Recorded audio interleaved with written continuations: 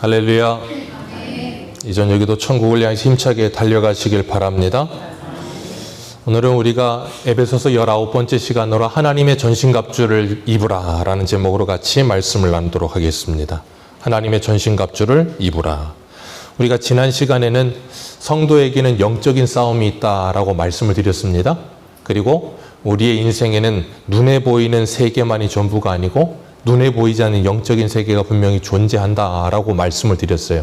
그래서 우리가 이 세상을 살아가면서 이 세상으로부터 핍박을 당하고 어려움을 당하는 것은 예수님께서 요한복음 15장에 분명히 말씀하셨죠. 너희들의 소속이 바뀌었기 때문이라 그러셨어요. 너희가 세상에 속하였다면 세상이 너희들을 그렇게 핍박하거나 미워하지 않을 거다. 근데 너희들이 세상으로부터 구원함을 받았기 때문에 너희들이 하나님의 편에 서 있기 때문에 세상이 너희들을 미워하는 것이라고 분명히 말씀하셨어요. 그렇기 때문에 우리가 예수 믿기 전에는 편안하던 삶이 예수 믿고 나면 갑자기 불편해질 수 있다는 걸 기억하시길 바랍니다. 예수 믿으면 불편해집니다. 편안하지 않아요. 불편해요. 꽃길만 열려 있지 않습니다. 가시길도 열려 있습니다. 그래서 이스라엘 백성들이 애굽에서 나와가지고 가나안 땅을 걸을 때 뭐라 그랬어요? 어려움만 생기면 어디로 가고 싶다고요? 애굽으로 가고 싶다. 왜요? 거기서는 그렇게 크게 불편함이 없었다라고 착각해요. 거기서 힘들어서 살려달라고 해놓고서 건져놨더니 여기서 힘드니까 또 뭐라 그러냐면 아유 그때가 난 것 같아. 여기가 아닌가벼. 그러면서 자기를 그리로 가고 싶어 하는 거예요. 근데 우리가 잊지 말아야 될 것, 예수 그리스도를 믿기 전에 우리가 싸우지 않아도 될 것들이 예수를 믿고 나면 이제는 싸워야 될 것들로 변하는 것들이 참 많아요. 이 세상의 풍조, 그리고 세상의 사람들이 가지고 있는 생각, 세상의 사람들이 가지고 있는 가치관, 그런 것들을 우리가 어떻게 해야 돼요? 싸워내야 되는 거예요.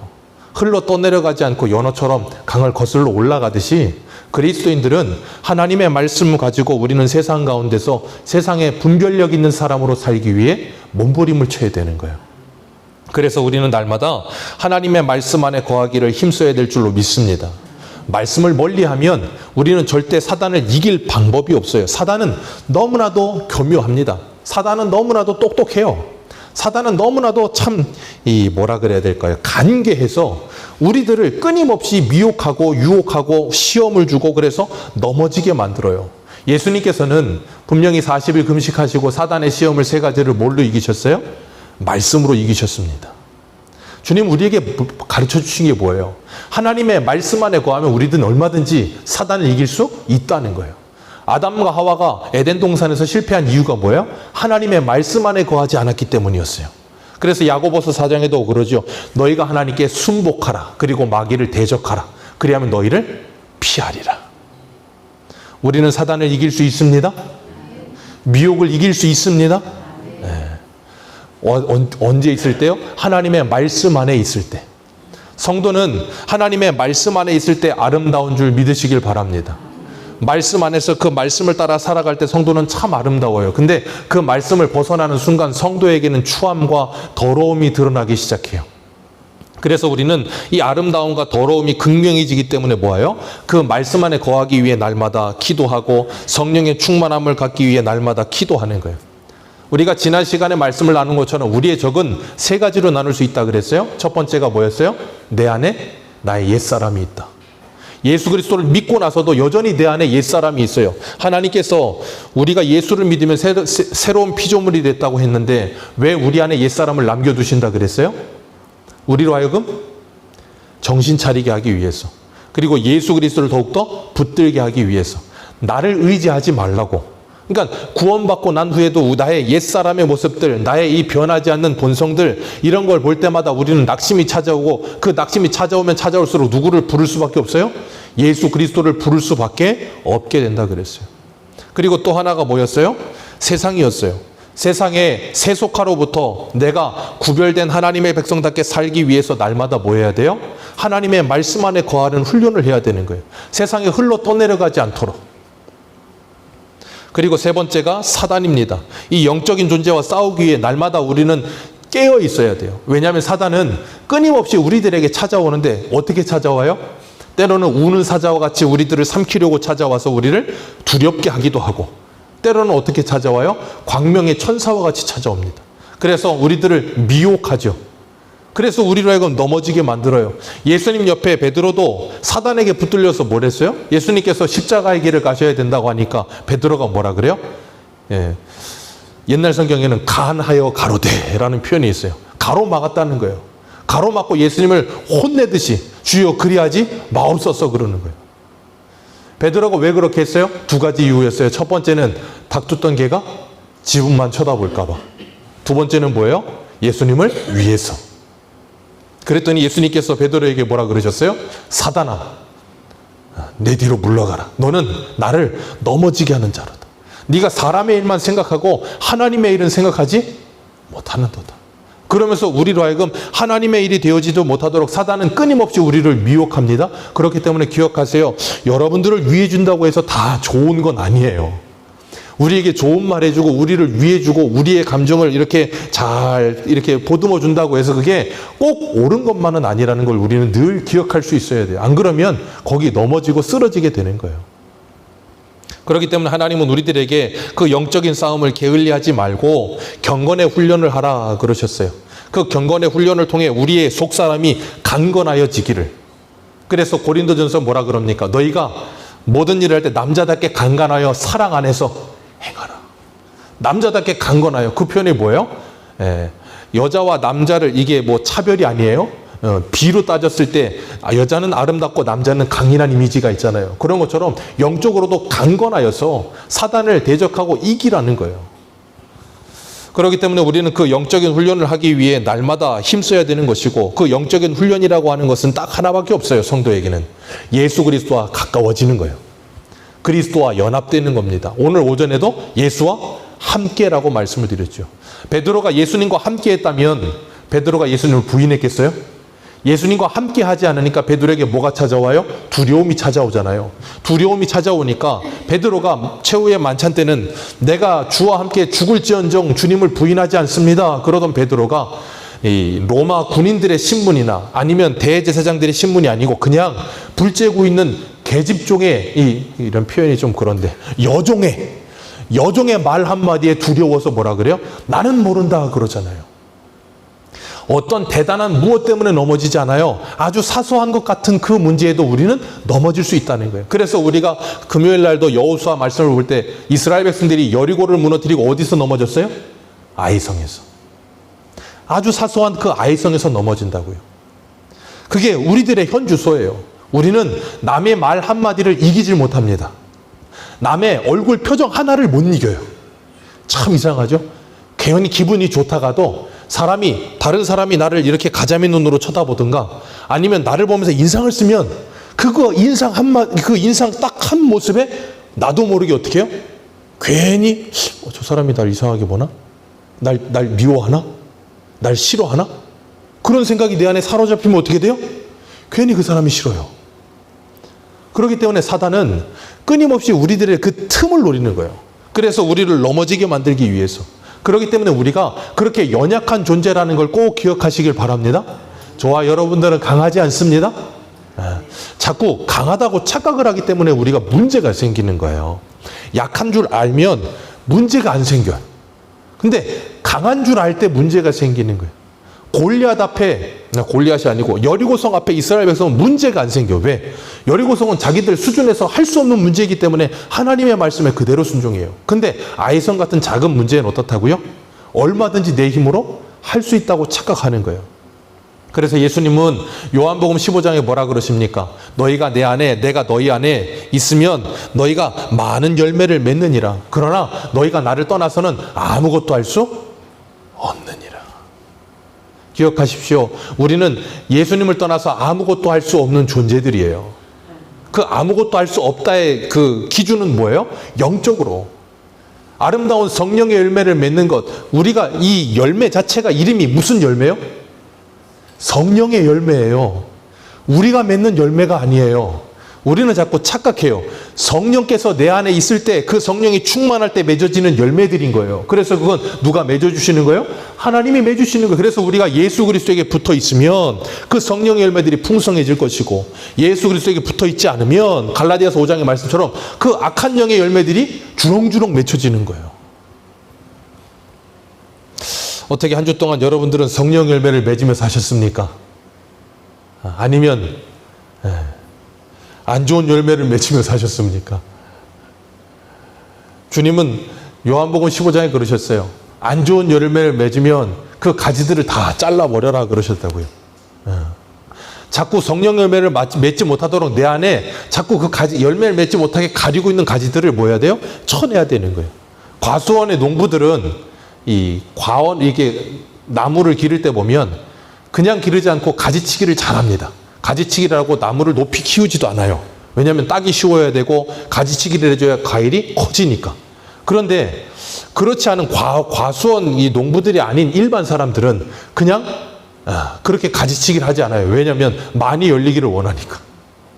하나님은 우리들이 아름다운 열매를 맺기를 원하시지 많은 열매를 맺기를 원하지 않으세요.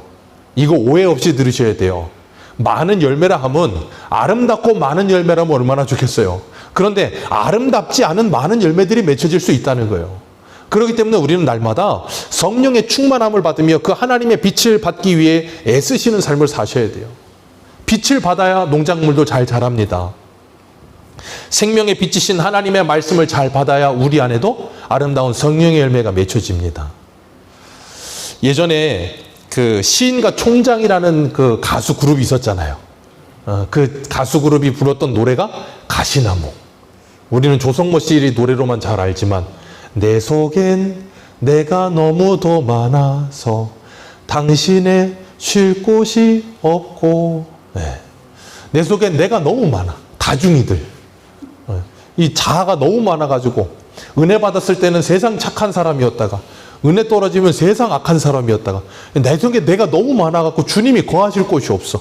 그 가사 보면 그러잖아요. 가시나무 같아서 바람이 불면 이리저리 막 울고 그러면서 가시나무가 바람 불면 어때요? 여기저기 흔들리면서 다 찌르는 거예요.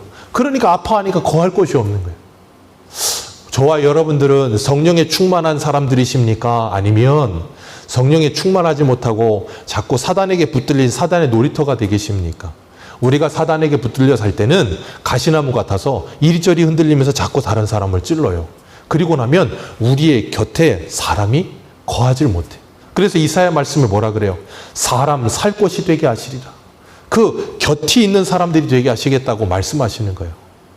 그렇기 때문에 그 성령의 충만함을 받아 하나님의 말씀으로 우리 안에 모든 가시들을 날마다 잘라내시기를 축복합니다.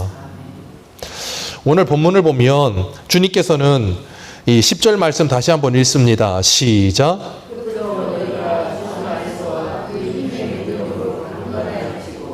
네. 주 안에서 그 힘과 능력으로 강건해져라. 그리고 마귀의 계계를 능히 대적하기 위해서 하나님의 전신갑주를 뭐하래요? 입어라 라고 말씀하고 있어요. 이 전신갑주를 입다는 말은 사도 바울이 로마 감옥에 있으면서 로마 군인들을 보고 쓴 거예요. 로마 군인들은 당시에 이렇게 투구도 쓰고 이 흉배도 메고 그리고 여기다가 뭘 이렇게 끼기도 하고 다리에다도 끼고 신발도 신고 허리도 띠고 그 모습을 그대로 가지고 와서 이 땅의 육신적인 군인들처럼 우리들도 예수 그리스도 안에서 하나님의 군인이 되어 무장이 되어야 한다는 걸 말씀하고 있는 거예요. 그러면서 뭐라 그러냐면 그러므로 우리가 싸워야 할 대적인 13절 말씀에 보면 공중 권세 잡은 자들과 싸우기에 하나님의 전신갑주를 입어야 하고 그 악한 날이 우리들에게 분명히 온다는 거예요. 그 악한 날은 언제겠어요? 우리 각자가 다 다릅니다. 어떤 사람에게는 직장에서 어느 날 갑자기 직장 상사가 우리들을 괴롭게 할 때가 악한 날일 수도 있고요. 어떤 사람들에게는 괜히 이웃 중에 하나가 나를 그냥 괜히 못 살기고는 악한 사람들이 있을 수도 있고요.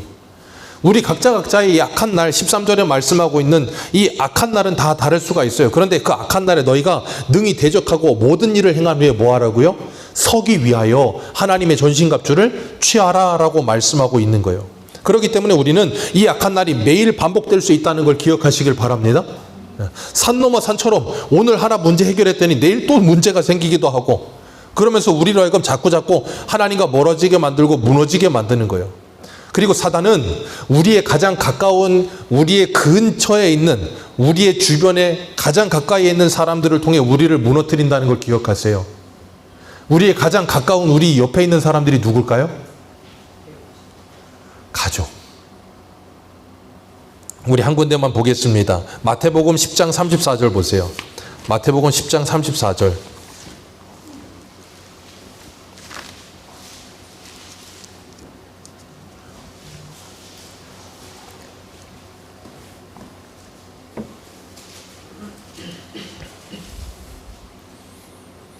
마태복음 10장 34절에서 36절입니다. 같이 읽습니다. 시작. 내가 세상에 화평을 주러 온 줄로 생각하지 말라. 화평이 아니요 검을 주러 왔노라. 내가 온 것은 사람이 그 아버지와 딸이 그 어머니와 며느리가 시어머니와 불화하게 하려 함이니라. 사람의 원수가 자기 집안 식구리라. 아멘. 아버지나 어머니를 나보다 더 사랑하는 자는 내게 합당하지 아니하고 아들이나 내 딸을 나보다 더 사랑하는 자도 내게 합당하지 아니하다. 이런 말씀들을 가지고 이제 이단들은 잘 활용하죠. 그래서 젊은 사람들을 자꾸 혼용하게 만들고 혼미하게 만들어서 자기들 교단이 아니고 뭐라 그래야 돼요. 자기들께로 자꾸 끌어모으고 자꾸 이걸 봐라. 너희들의 유괴 부모는 진짜 부모가 아니다. 그러면서 막 부모님하고 막 싸우게 만들고. 그래서 부모님들 거기 가가지고 막 피켓 들고 있고 돌아와라 그러고 있고. 그걸 볼 때마다 참 너무 안타까운데 주님은 여기서 뭘 말씀하시는 거예요? 하나님의 진리가 우리 안에 떨어지게 되면, 그래서 우리가 진리 안에 거하게 되면 진리와 비진리의 싸움이 일어나게 된다는 거예요. 가장 쉬운 예로 가정에서 배우자와 자녀들이 있는데 어느 날 갑자기 나 혼자만 누구의 전도를 받아서 예수를 믿게 됐어. 그리고 교회를 다니게 됐어. 그러면 가족들 모두 안 다니고 나 혼자 예수를 믿고 교회 다니면 그때부터 나는 가족의 뭐가 돼요? 표적이 됩니다. 가족들이 열심히 월요일부터 금요일까지 열심히 일을 하고 토요일이나 주일날 되면 항상 이제 우리 같이 단합대회를 하자, 가족끼리 회식을 하자, 가족끼리 어디 놀러를 가자. 그러면 꼭 그 사람만 나는 교회를 가야 되는데 하면서 뭘 쳐요? 이렇게 초를 칩니다. 초를 치면 온 가족이 그래요. 너 때문에 우리 가족이 하나 되지 못한다.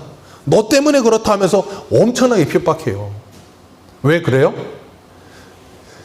비진리에게 있기 때문에 진리를 이해할 수가 없는 거예요. 그래서 그런 어려움이 생기는 거예요. 그게 어쩔 수 없는 일인 거예요. 그런 것처럼 세상 안에서도 우리가 세상과 함께 하다 보면 우리 세상에 나와 상관없는 사람들이 나를 힘들게 하는 경우는 그렇게 드뭅니다. 나와 거의 관계에 있는 사람들, 가까이에 있는 사람들이 나를 힘들게 하고 넘어지게 하고 시험에 들게 해요. 그 중에 가장 대표적인 가족이고요. 그리고 내 주변의 인물들이에요. 왜요? 사단은 그 가족들을 통해 우리를 힘들게 하고 괴롭히는 게 가장 쉽다는 걸 잘 알아요. 그래서 나 모르는 사람이 나에게 무슨 말을 하는 건 별로 상처가 안 됩니다. 아세요? 나와 관계도 없고 별로 모르는 사람이 나한테 뭐라 그러는 건 별로 상처가 안 돼. 근데 나랑 가까이에 있고 나랑 관계가 깊은 사람이 나에게 뭔가 조금만 말 아니면 조그만 행동만 뭐 이렇게 해도 어떠냐면 크게 상처가 와요. 그렇기 때문에 사단은 그 틈을 잘 이용하는 거예요. 그 틈을 이용해서 우리를 무너뜨리려고 하고 자꾸 쓰러지게 만들려고 해요. 그런데 하나님께서는 그런 상황에 있다는 걸 잘 알기 때문에 뭐 하라 그래요? 하나님의 전신갑주를 입으라라고 말씀하고 있는 거예요. 그거 입지 않으면 우리는 언제든지 치명타가 와. 치명타가. 감당할 수 없기 때문에. 그래서 하나님께서 그 전신갑주를 입으라는 거예요. 그 전신갑주를 입는 게 뭐예요? 딱 하나예요. 예수 그리스도로 옷 입는 거예요.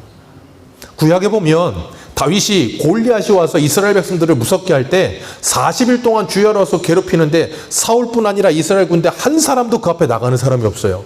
그때 누가 그 앞에 나갑니까? 아버지 심부름 와가지고 형들 안부로 물어왔던 다윗이 나가요. 다윗이 나가려고 하니까 사울이 얘 보니까 이제 뭐 열 몇 살 된 한 10대 후반 된 애가 골리앗한테 나간다니까 참 안쓰러워서 어떻게 해요? 자기 이 군복을 벗어갖고 입혀주잖아요. 근데 됩니까? 사울은 키도 큰데 이게 안 입은 것도 아니고 입은 것도 아니고 이상하니까 다윗이 그거 다 벗어두고 어떻게 해요? 그냥 물맷돌 5개 들고 가는 거예요. 그러면서 뭐라 그래요? 너는 칼과 단창으로 오지만 나는 만군의 여호와의 이름으로 내게 가노라. 그게 뭐예요?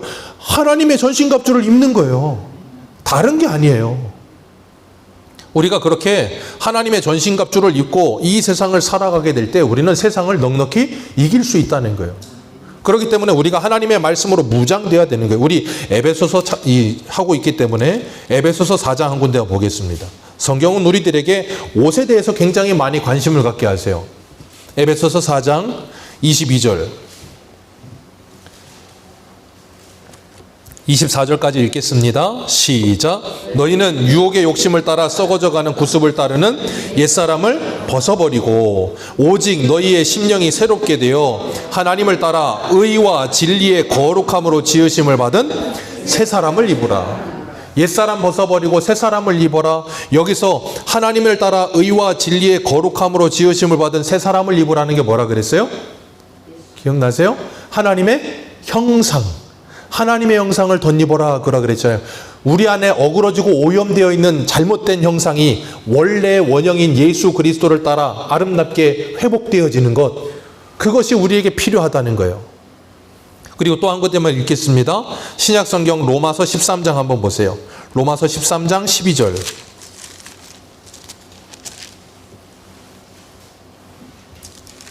로마서 13장 11절부터 읽겠습니다.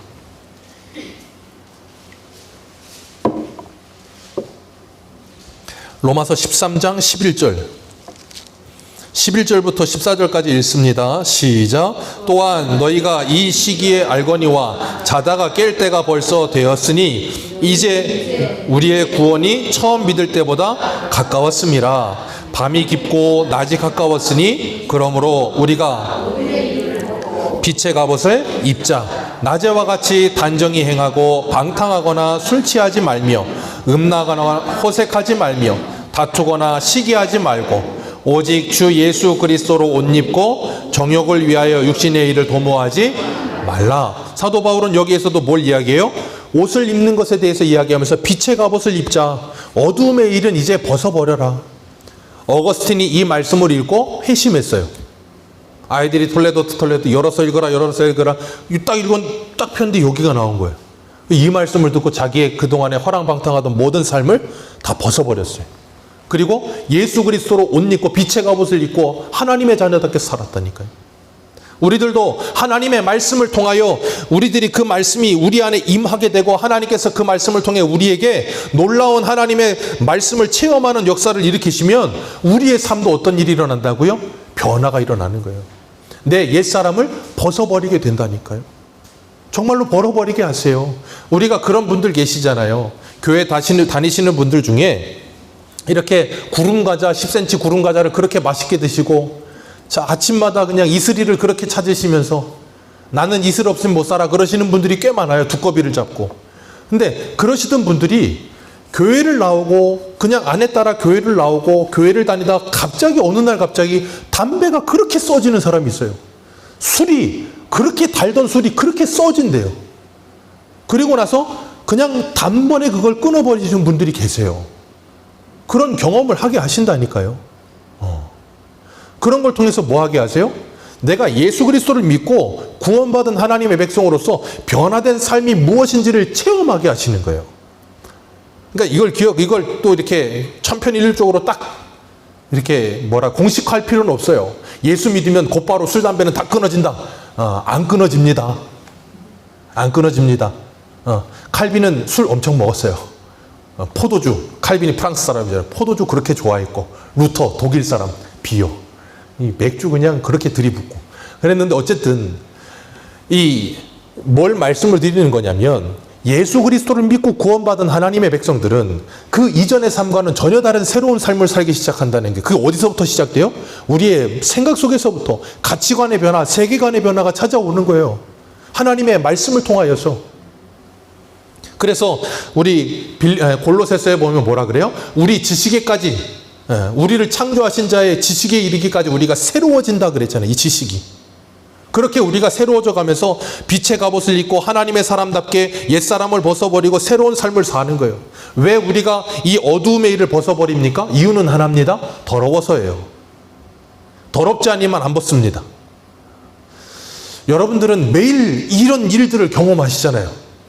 아침에 출근하실 때 어제 입었던 옷 입고 나가세요? 안 그러시죠? 어제 입었던 옷 잘 안 입습니다. 왜냐하면 냄새도 나고 뭐도 묻었고 그러면 벗어서 세탁기에 돌리고 새 옷을 입고 나가겠죠. 그리고 일 끝나고 돌아오면 당연히 일하고 온 작업복은 벗어서 다시 빨고 집에서 입는 깨끗한 옷을 입겠죠. 사도 바울은 우리의 일상적인 모습을 통해서 우리들에게 우리가 예수 그리스도를 옷 입고 옛사람을 벗어버리는 게 무엇인지를 가르치고 있는 거예요. 우리는 날마다 내 옛사람을 벗어버려야 되는 줄 믿습니다. 왜요? 내 속엔 내가 너무 많습니다. 잡아도 안 잡힙니다. 벗어도 또 있어. 늘 새로워. 잘못되게 늘 새로워. 그렇기 때문에 그걸 날마다 벗어버리기 위해 애쓰셔야 돼요. 그리고 뭐 해야 돼요? 예수 그리스도로 덧입어야 되는 거예요. 덧입어야 되는 거예요. 그래야 우리가 하나님 앞에 더욱더 정결한 하나님의 사람으로 세워지는 거예요. 우리 지난주에, 이번 주는 성찬이었고 우리 유초등부 설교가 지난주에 세례였거든요. 세례를 설명하면서 깨끗하게 씻음이라는 제목을 가지고 아이들한테 설교했는데, 아이들한테 물어봤어요. 너희들은 왜 씻니? 그랬더니 더러워서요. 손에 뭐 묻으면 더러워서 씻고, 집 어디 밖에 나갔다 오면 세수하고 목욕한다 그러더라고요. 그러면서 너희들은 왜 옷을 입니? 그랬더니 아이들이 대부분 제일 먼저 뭘 말하는 줄 아세요? 옷을 왜 입으십니까? 어른들은 이렇게 몸을 보호하기 위해서 굉장히 유식하고, 우리 아이들은 원초적이라서 너희들은 왜 옷을 입니? 그랬더니 제일 아이들이 첫 번째 했던 대답이 부끄러우니까요. 아이들은 원초적으로 말하더라고요. 다 벗으면 부끄러우니까 옷을 입는데요. 이 어느 교회 다니는 애들인지 굉장히 성경적으로 수치를 부끄러워하여 옷을 입게 되는 거예요. 우리는 그렇잖아요. 내 몸을 보호하는 것도 있지만 이게 다 벗으면 어떻게 삽니까? 살 수가 없어요. 부끄러워서. 왜 그래요? 죄 때문에 그런 거거든요. 죄가 들어오고 난 후에 우리에게 수치라는 게 느껴지기 시작하고 부끄러움이라는 게 느껴지는 거예요. 그러니까 우린 뭐예요? 옷 입는 거예요. 계속. 그래서 하나님께서 그 옷 입음에 대해서 말씀하시면서 이 갈라디아서 3장 27절에는 누구든지 그리스도 앞에 위하여 세례를 받는 자는 그리스도로 옷 입었느니라 그러시는 거예요. 그래서 에덴 동산에서 아담과 하와가 범죄하고 난 후에 부끄러워서 무화과 옷 입으니까 하나님이 에덴 동산에 쫓아내시면서 무슨 옷 입히셨어요? 가죽옷. 그 가죽옷이 뭐예요? 무화과 나무 잎으로 만들어 입은 옷과는 비교도 되지 않는 영원한 옷이라는 거예요. 그게 누구예요? 예수 그리스도로 옷 입는다는 거예요. 그걸 예표적으로 우리에게 보여주고 있는 거예요. 그렇기 때문에 우리의 죄는 무엇으로만 가려집니까? 예수 그리스도의 그 보혈의 은혜로만 가리워지는 거예요. 그 옷을 날마다 덧입는 삶을 살아가야 되는 거예요. 그래서 그렇게 되려면 우리 안에 더러움이 있다는 게 자꾸 보여야 되는 거예요. 보이려면 어떻게 해야 됩니까? 말씀을 가까이 하셔야 돼요. 말씀을 가까이 하지 않고는 우리 안에 더러움이 있다는 게 잘 보이지 않습니다. 상대방의 더러움은 잘 보입니다. 참 재미난 게 뭐냐면, 성도가 은혜를 받잖아요. 그러면 내 안에 있는 더러움은 잘 보이고요, 다른 사람에 있는 더러움은 잘 안 보여요. 근데 반대로 성도가 은혜가 떨어지잖아요. 상대방의 더러움은 요만한 것도 잘 보이는데 내 안에 더러움은 안 보여. 그걸 우리는 이 전문 용어로 네 글자로 뭐라 그래요? 내로남불이라고 하죠. 내로남불이 되는 거예요. 그러니까 우리는 자꾸 남에게 시선이 가 있어. 근데 성경은 뭐 하라 그러냐면 남에게 시선이 가 있는 게 아니라 나에게 시선을 옮겨놓으라고 하시는 거예요. 그래서 히브리서 4장에도 보면 12절에 하나님의 말씀은 살아있고 활력이 있어 좌우에 날선 어떤 검보다 예리하여 혼과 영과 및 관절과 골수를 찔러 쪼개기까지 하며 또 마음의 생각과 뜻을 판단하시나니 지으신 것이 하나도 그 앞에 나타나지 않음이 없고 우리의 결산을 받으실 이의 눈앞에 만물이 벌거벗은 것 같이 드러나느니라. 아멘. 하나님 앞에 벌거벗은 것 같이 드러나느니라. 벌거벗은 것 같이 드러나니까 어떻게 돼요? 부끄러운 거예요. 그럼 어떻게 해야 돼요? 옷을 입어야 되는 거예요. 무슨 옷이요? 예수 그리스도. 예수 그리스도의 옷을 입어야 되는 거예요. 그래서 갈라디아서에는 뭐라 그럽니까? 율법은 옛날 성경에는 몽학 선생이라, 요즘 바뀐 성경은 초등교사라 그러잖아요. 몽학 선생 같아서 우리를 어디에게로 인도한다고요? 그리스도에게로 인도하느니라. 그러니까 우리는 율법을 통해서, 이 율법을 통해 우리가 우리의 모습이 낱낱이 드러나야 되는 거예요. 죄인됨이 드러나야 되는 거예요. 그러니까 우리는 설교를 통해 율법을 들으면서 내가 죄된 거, 내 잘못된 것들이 자꾸 발각이 돼야 돼요. 그래서 우리는 뭐 해야 됩니까? 성령이 그 안에 역사하시면 우리는 그렇게 발각되면 즉시로 회개의 역사가 일어나서 그리스도에게로 가서 회복의 역사가 일어나야 되는 거예요. 그래서 예배를 통해 우리가 다시 살아나야 되는 거예요. 그런데 그런 역사가 일어나지 않고 성령의 역사가 없으면 우리의 율법이 우리의 죄를 지적하고 우리의 죄를 드러내면 어떻게 돼요? 성령의 역사가 없으면 화가 나요. 사도행전에 보면 베드로가 설교했을 때 수많은 사람들이 뭐라 그랬어요? 우리가 어찌할꼬. 스데반이 설교를 했더니 어떻게 됩니까? 이를 갈며 돌을 던져요. 이를 갈며 돌을 던집니다. 오늘 우리는 어떠한 상태로 하나님의 말씀을 대하고 계십니까? 그 말씀을 들으며 우리가 어찌할꼬 하며 회개하십니까? 아니면 이를 갈며 그 말씀에 돌을 던지십니까? 하나님께서는 우리들에게 그 사단의 관계를 이겨내기 위해서는 하나님의 전신갑주를 입으라 그러시면서 그 전신갑주 이렇게 6가지를 쭉 말씀하세요. 그 6가지를 말씀하시는데 머리에 뭘 써요? 투구를 씁니다. 무슨 투구요? 구원의 투구를 써라 그랬어요. 가슴에는 호심경을 메고 허리띠를 띠고 신을 신고 방패를 들고 검을 들고 싸워라 라고 말씀하시는 거예요. 머리는 이 구원의 투구, 그러니까 사단은 우리의 머릿속에 뭘 집어넣냐면 구원에 대한 의심을 집어넣는 거예요. 그러니까 구원의 투구라고 하는 거예요. 사단이 끊임없이 우리의 머릿속에 구원에 대한 이 흔들림, 구원의 확신이 없이 이 잘못된 사단이 우리로 자꾸 구원의 확신이 흔들리도록 잘못된 생각을 집어넣어서 흔들어 놓는 거예요. 예전에, 요즘은 좀 덜하지만 그 어떤 이단인지 모르겠는데 당신은 구원 받으셨습니까? 네. 그러면 언제 구원 받으셨습니까? 몇 날, 몇 시, 그래가지고 묻는 좀 이상한 때가 있었어요. 그죠? 모르십니까? 못 만나보셨어요? 저는 한번 만나봤거든요. 예전에 신천리에서 원로 목사님 목회하실 때 거기 신천리 시장에서 그 사람들 만났어요. 도를 아십니까도 만나보셨고 우주의 길이 저한테 다 몰렸대요. 아, 좋더라고요. 다 몰려 있잖아요. 하나님이 나와 함께 하시는데 우주의 길이 뭡니까? 우주를 만드신 하나님 나와 함께 하시는데. 근데 그 사람들 몇 날 몇 시 그러면서 하는 말이 뭐냐면 어떻게 사람이 거듭난 시간을 모릅니까? 그러는 거예요. 제가 그래갖고 그 사람들한테 대꾸했어요. 뭐라고 할게요? 당신은 몇 날 몇 시에 태어났습니까? 우리가 태어난 시간 몰라요. 누가 말해주는 거 아닌 거지 내가 모릅니다. 누가 말해주는데 다르게 말해주면 어떡하실 거예요? 다르게 하는 것 뿐이에요. 누구도 자기가 태어난 시간 모릅니다. 그래 주님 뭐라 그러셨어요? 요한복음에 거듭남에 대해서 말씀하시면 니고데모가 뭐라 하십니까? 바람이 임의로 부는 것 같이 성령께서 우리를 거듭나게 하실 땐 그렇게 거듭나는 거다라고 말씀하시잖아요. 그러니까 사단들은 자꾸 이 거짓 영들이 계속 그 이단들에게 들어가서 우리를 자꾸 흔들어요. 자꾸 쓰잘데기 없는 생각을 갖게 만들고 의구심을 갖게 만들고 그래서 점점점 흔들리게 만들어요. 그리고 그 구원의 확신이 딱 박혀있는 사람에게는 그 다음에 뭘 흔드냐면 이 가슴을 흔드는 거예요. 그래서 이 의의 호심경을 매라 그러는 이유가 뭐냐? 가슴을 보호하라는 거예요. 왜 가슴을 보호합니까? 사단은 우리의 감정을 파고듭니다. 우리의 감정을 파고들어서 감정과 정서를 흔들어 놔요. 우리는 특히 우리나라 민족은 민족성이 굉장히 감수성이 뛰어납니다. 그래서 우리나라 사람들 노래 기가 막히게 잘하잖아요. 감수성이 뛰어나서 그래요. 우리나라 사람들이. 그러다 보니까 우리나라 사람들의 특징 중에 하나가 뭐냐면 이 기분파들이 많아. 기분 좋았다 하면 기분만 나쁘면 또 기분파. 그래서 신앙생활을 할 때도 어떻게 신앙생활해요? 기분 따라. 기분이 좋을 때는 그러다가 기분이 나쁘면 확 버리고. 사단은 그래서 우리의 그 감정을 파고들어서 기분을 탁 상하게 하잖아요. 내 기분이 한번 딱 상해버리면 다 끝나버립니다. 모든 게 다 끝나요. 세상에 제일 무섭습니다.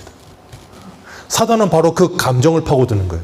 그래서 뭐 하라는 거예요? 구원의 투구를 쓰고 의의 호심경을 매라고 하는 거예요. 안 그러면 사단이 거기를 파고들어서 우리를 흔들어 놔요. 내 이 기분과 감정만 한번 흔들어 놓으면 가정이고 교회고 뭐고 다 무너집니다. 그래서 예전에 오카노 목사님이 그 안아준심이라는 그 책에 보면 그렇게 표현하셨어요. 신앙생활은 내 기분과 감정과 상관없이 하는 것이다. 기억하세요. 내 기분과 감정과 상관없이 신앙생활하는 거예요. 내 기분이 좋든 감정이 나쁘든 좋든 중요하지 않습니다. 그게 중요하지 않다는 말이 잘못 들으시면 안 돼요. 내 신앙생활이 크게 중요하지 않아요. 그것에 휘둘리지 마세요. 그걸 사로잡아서 고린도후서에 뭐라 그래요? 하나님을 아는 것을 대적하여 높아진 모든 것을 다 무너뜨리고 그걸 사로잡아서 그리스도에게 복종케 하라. 그게 뭐예요? 신앙의 훈련이에요. 우리는 그 싸움을 끊임없이 해야 될 줄로 믿습니다. 오늘 오전에 베드로는 주님을 부인하고 도망치며 그 옛사람으로 돌아가 물고기 잡겠다 할 때 주님께서 거기까지 찾아가셨어요. 그리고 그에게 성령을 부어주셨습니다. 성령을 부어주시니까 베드로가 어떻게 돼요? 새 사람이 됐습니다. 새 사람이 돼서 베드로가 설교했더니 한 번 할 때 3,000명이 회개하고요. 또 한 번 설교했더니 5,000명이 회개하고요. 저는 우리나라의 신학생들이라면 그 말 본문을 제일 좋아합니다. 설교 한 번 했는데 3,000명이 회개하고 돌아보십시오. 얼마나 좋겠어요. 또 한 번 했는데 5,000명이 회개해서 두 번만 하면 8,000명이에요. 얼마나 좋습니까? 그래서 저는 신학교 때 저녁 때 되면 호실 예배를 드리거든요. 기숙사에서. 호실 예배를 드릴 때마다 후배 3명 앉혀놓고 설교하면서 그랬어요. 아유, 우리 몇 호 호실에 3만 명이 오셨습니다. 그러시면서 일당만 해가지고 3만이라고 그러면서 막 설교하고 웃으면서 그랬었는데, 사단은 우리로 하여금 뭐하게 만드냐면 자꾸 하나님과 멀어지게 하는 데 있어서 우리 옛사람으로 돌아가게 만들고 예수 그리스도를 옷 입지 못하게 만들고 끊임없이 사단의 관계에 흔들리게 만들어서 우리로 하여금 영적 전쟁도 하지 못하게 만들어요. 그렇기 때문에 하나님께서는 우리들에게 그 예수 그리스도를 옷 입으라 라고 말씀하시면서 13절 오늘 본문에 뭐라 그러셨어요? 능히 사단을 대적하고 모든 일을 행한 후에 서기 위함이라. 넘어지는 것이 아니라 서기 위함이라. 그 사단을 능히 대적할 수 있다는 거예요. 능히. 그래서 우리 마지막으로 한 군데만 읽겠습니다. 로마서 8장을 한번 보세요. 로마서 8장 35절.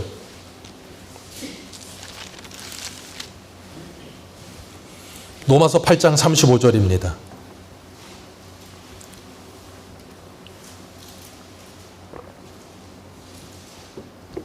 로마서 8장 35절부터 39절까지 우리 같이 읽겠습니다. 시작.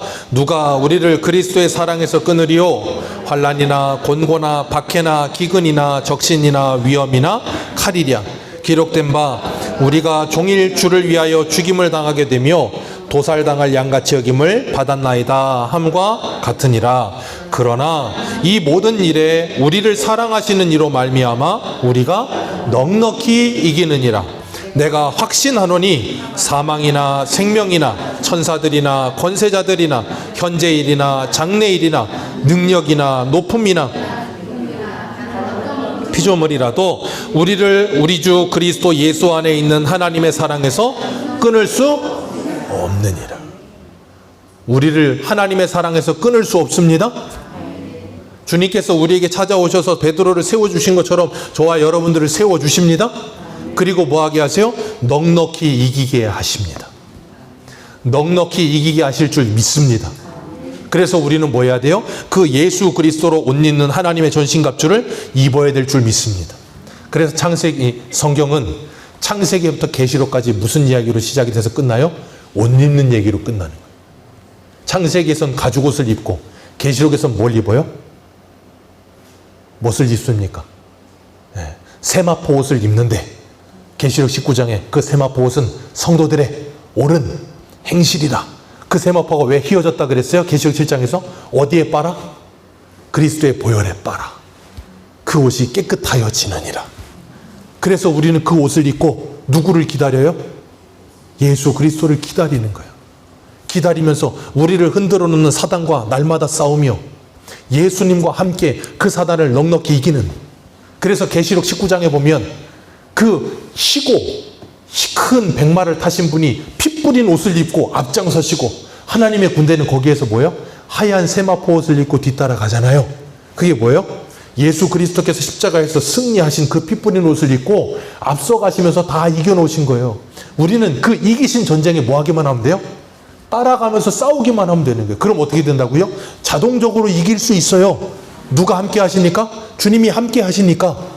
그래서 요한복음 16장 33절에 뭐라 그랬어요? 내가 세상을 이겼으니 두려워하지 말라. 내가 세상을 이겼다 두려워하지 말라.